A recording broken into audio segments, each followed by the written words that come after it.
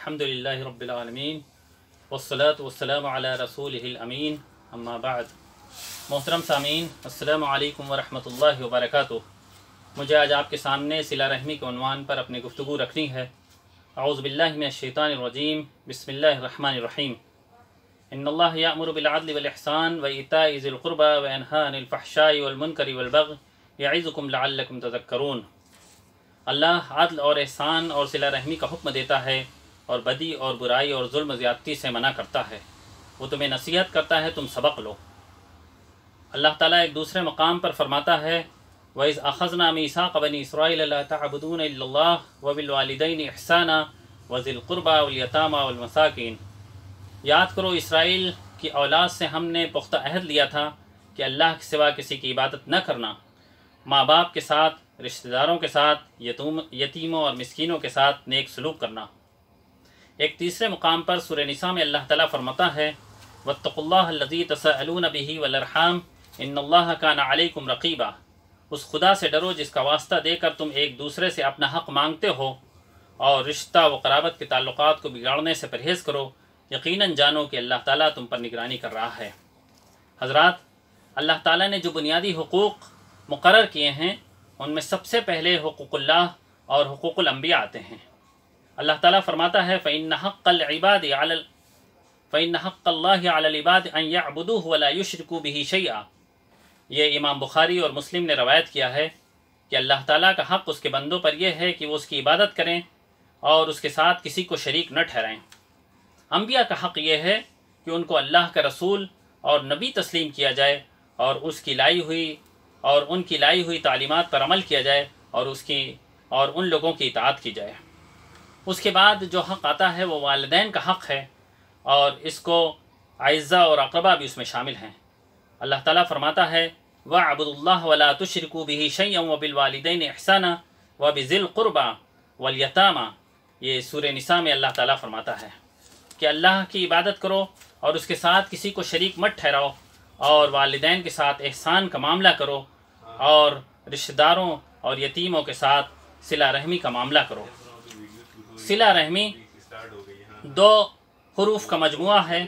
पहला लफ्ज़ सिला है और दूसरा लफ्ज़ रहमी है। सिला का मतलब होता है किसी चीज़ को जोड़ना, और रहम का मतलब होता है यानी जिसमें वो चीज़ मुराद है जहाँ बच्चा माँ के पेट में परवरिश पाता है, जिसे अंग्रेज़ी में यूट्रस भी कहते हैं। सिला रहमी का जिसका कुरान ने बारहा ज़िक्र किया है, सिला वो तमाम चीज़ें होती हैं जैसे अपने रिश्तेदारों और अज़ीज़ों से ताल्लुक़ात रखना, उनके खुशी व गमी में शरीक होना, उनसे मिलते जुलते रहना, उनके यहाँ आते जाते रहना, उनकी खैरियत लेते रहना, उनकी बीमारी आज़ारी में उनकी आयादत करना, और उनके साथ सलाम व कलाम का वास्ता रखना।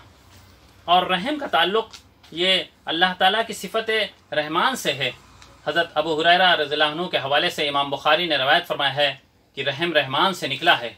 अल्लाह ताला ने उससे फरमाया, जिसने तुझे मिलाया मैं उससे मिलूँगा, और जो तुझसे रिश्ता तोड़ लेगा मैं भी उससे रिश्ता तोड़ लूँगा। एक दूसरी हदीस में अल्लाह ताला फरमाता है कि रहम अर्श से लटका रहता है। अल्लाह ताला उससे फरमाता है कि जो तुझे इससे मिलाए तो उससे मिला कर, और जो तुझे तोड़ दे तो मैं भी उससे रिश्ता तोड़ लूँगा। अल्लाह ताला को जो अमल सबसे ज़्यादा पसंदीदा है वो सिला रहमी है। सिला रहमी के ज़िम्न में जो रिश्ते आते हैं वो तीन तरह के हैं। पहला ददियाली रिश्ता है, जिसमें दादा दादी और चचा और फुप्पू शामिल होते हैं।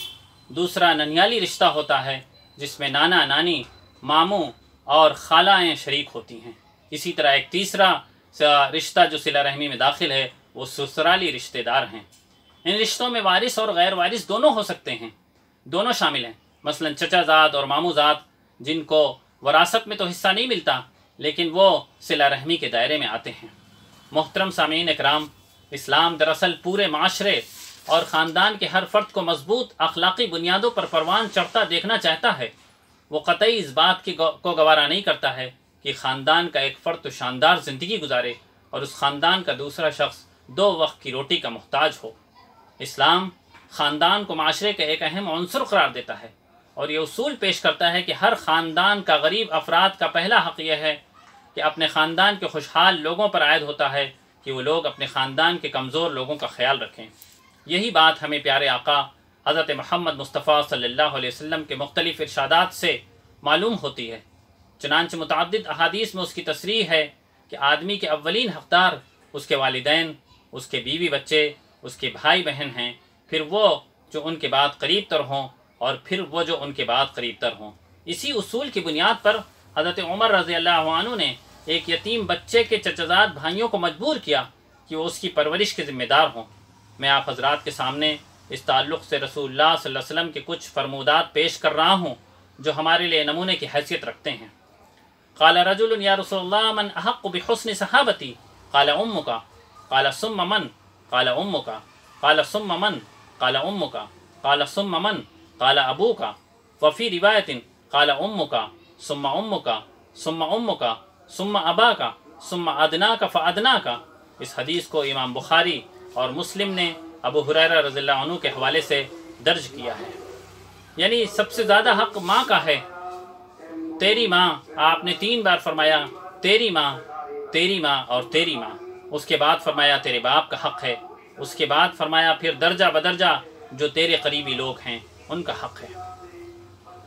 ایک دوسری حدیث میں روایت ہے عن ابی اسید الساعدی قال بینا نحن عند رسول اللہ صلی اللہ علیہ وسلم اذ جاءه رجل من بني سلمة قال يا رسول الله هل بقي من أبوي شيء أبرهما به بعد موتهما قال نعم الصلاة عليهما والاستغفار لهما وإنفاذ عهدهما من بعدهما وصلة الرحم التي لا توصل إلا بهما وإكرام صديقتهما رواہ ابو داؤد۔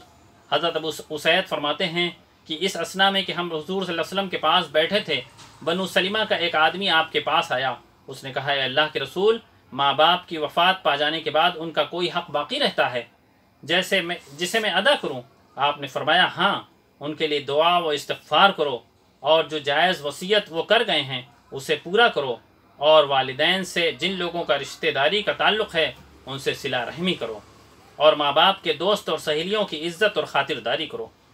امام بخاری نے روایت کیا ہے کہ آپ صلی اللہ علیہ وسلم نے فرمایا اگر رشتہ دار کسی کے ساتھ برا سلوک کرتا ہو، اس کے باوجود وہ ان کے ساتھ حسن سلوک کرتا ہے، تو گویا وہ بدسلوکی کرنے والوں کے چہروں پر سیاہی پھیر رہا ہے، اور اللہ ان کے مقابلے میں حق پر رہنے والے کا مددگار رہے گا جب تک وہ عمل کرتا رہے گا۔ آپ صلی اللہ علیہ وسلم نے فرمایا سب سے افضل صدقہ وہ ہے جو ایسے رشتہ دار کو دیا جائے جو باطن میں تمہاری دشمنی رکھتا ہو، اس کے باوجود تم اس کے ساتھ صلہ رحمی کا معاملہ کرتے ہو۔ حضرت سلمان رضی اللہ عنہ سے روایت ہے کہ مسکین پر خرچ کرنا صرف صدقہ ہے، اور رشتہ داروں پر خرچ کرنا صدقہ اور صلہ رحمی دونوں ہے۔ صلہ رحمی کی اسی اہمیت کے خاطر حضرت عمر بن عبدالعزیز رحمۃ اللہ علیہ سورہ نحل کی آیت 90 ہر جمعہ کو خطبہ جمعہ میں تلاوت کیا کرتے تھے۔ حضرت ابو ایوب انصاری رضی اللہ عنہ کا واقعہ ہے کہ جب آپ نے اپنی اہلیہ کے مشورے سے 32,000 درہم چاندی اپنے رشتہ داروں پر خرچ کیے، ایک دن کی بات ہے کہ حضرت ابو ایوب انصاری گھر تشریف لاتے ہیں۔ اس دن کچھ ان کا چہرہ دیکھ کر آپ کی اہلیہ محترمہ فرماتی ہیں کہ کیا بات ہے، آپ کچھ الجھے اور کچھ پریشان نظر آ رہے ہیں۔ حضرت ابو ایوب انصاری رضی اللہ عنہ فرماتے ہیں کہ میں کچھ خرچ کرنا چاہتا ہوں، میرے پاس پیسے رکھے ہیں، میں اسے خرچ کرنا چاہتا ہوں۔ حضرت ابو ایوب انصاری رضی اللہ عنہ کی اہلیہ جو نہایت متقی اور پرہیزگار خاتون تھیں، انہوں نے کہا ہاں جاؤ اس کو خرچ کرو، لیکن اس کا خیال رکھنا کہ اپنے رشتہ داروں پر خرچ کرنا، اپنے عزیزوں پر خرچ کرنا، اور چونکہ ان کا سب سے زیادہ حق ہوتا ہے۔ آج کے دور میں اگر ہم دیکھیں حضرات، تو لوگ رشتہ داروں کو چھوڑ کر دوسرے لوگوں کو اس کی ترغیب کرتے ہیں کہ دوسروں پر خرچ کرنے پر خوشی محسوس کرتے ہیں، لیکن اپنے رشتہ داروں پر خرچ کرنا میں گراں محسوس کرتے ہیں، اور یہ سوچتے ہیں کہ یہی وہ رشتہ دار ہیں جو ہمارے لیے طرح طرح کے مسائل اور مشکلات پیدا کیا کرتے ہیں۔ لیکن آپ ذرا اندازہ لگائیے، قربان جائیے حضرت ابو ایوب انصاری رضی اللہ عنہ کی اہلیہ محترمہ پہ کہ وہ کس قدر ہوشیار اور ذہین اور کس قدر خدا ترس خاتون تھیں کہ انہوں نے جب حضرت ابو ایوب انصاری گھر سے نکل رہے تھے تو آپ کو رخصت کرتے ہوئے فرمایا کہ ہاں ذرا خیال رکھنا، اپنے رشتہ داروں کے اوپر ہی خرچ کرنا اور اپنے عزیزوں کو ہی دینا۔ جب وہ شام کو لوٹے تو وہاں خرچ کر کے تو حضرت ابو ایوب انصاری سے پوچھا کہ کہو آج تم نے کیا کیا، کتنا خرچ کیا؟ حضرت ابو ایوب انصاری رضی اللہ عنہ فرماتے ہیں کہ میں نے آج 32,000 درہم یعنی چاندی کے سکے خرچ کیے، اور اس کے بعد وہ کہنے لگے کہ میں اب اپنے آپ کو بہت ہلکا پھلکا محسوس کرتا ہوں۔ اس سے آپ اندازہ لگا سکتے ہیں کہ حضرت ابو ایوب انصاری اور آپ کی اہلیہ کا کیا رویہ تھا اپنے رشتہ داروں کے تعلق سے، کیا ان کا تعلق تھا، اور کس طرح وہ رسول اللہ صلی اللہ علیہ وسلم کی منشا کو خوب سمجھتے تھے۔ صلہ رحمی کا جو مقام و مرتبہ ہے، اور اس پر جو اللہ رب العزت کی تاکید ہے کہ اس کو واقع عفق سے خوب سمجھا جا سکتا ہے۔ آپ کو معلوم ہے قرآن پاک میں سورہ نور جو نازل ہوئی ہے، اس میں حضرت عائشہ صدیقہ رضی اللہ عنہا کا وہ مشہور واقعہ ہے جن پر تہمت لگائی گئی تھی، الزام لگایا گیا تھا۔ اس موقع پر حضرت ابو بکر صدیق رضی اللہ عنہ کے ایک عزیز اور رشتہ دار مصطح بن اساسہ بھی اس میں شامل ہو گئے تھے، اور مصطح بن اساسہ بھی ان لوگوں میں شامل ہو گئے تھے بغیر سوچے اور سمجھے کہ وہ کس شخصیت پر اور کس کی بیٹی پر الزام لگا رہے ہیں۔